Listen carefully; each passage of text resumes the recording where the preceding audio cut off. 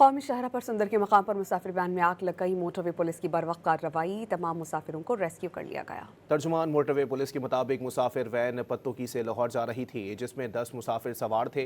Motorway police ने मुसाफिरों को फौरी तौर पर वैन से बाहिफाजत निकाल लिया। वैन में आग शॉर्ट सर्किट की वजह से लगी। कौमी शाहरा पर सुंदर के मकाम पर मुसाफिर वैन में आग लग गई। मोटरवे पुलिस की बरवक्त कार्रवाई, तमाम मुसाफिरों को रेस्क्यू कर लिया गया। तर्जुमान मोटरवे पुलिस के मुताबिक मुसाफिर वैन पत्तुकी से लाहौर जा रही थी, जिसमें 10 मुसाफिर सवार थे। मोटरवे पुलिस ने मुसाफिरों को फौरी तौर पर वैन से बाहिफाजत निकाल लिया।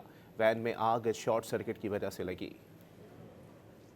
कौमी शाहरा पर सुंदर के मकाम पर मुसाफिर वैन में आग लग गई। मोटरवे पुलिस की बरवक्त कार्रवाई, तमाम मुसाफिरों को रेस्क्यू कर लिया गया। तर्जुमान मोटरवे पुलिस के मुताबिक मुसाफिर वैन पत्तुकी से लाहौर जा रही थी, जिसमें 10 मुसाफिर सवार थे।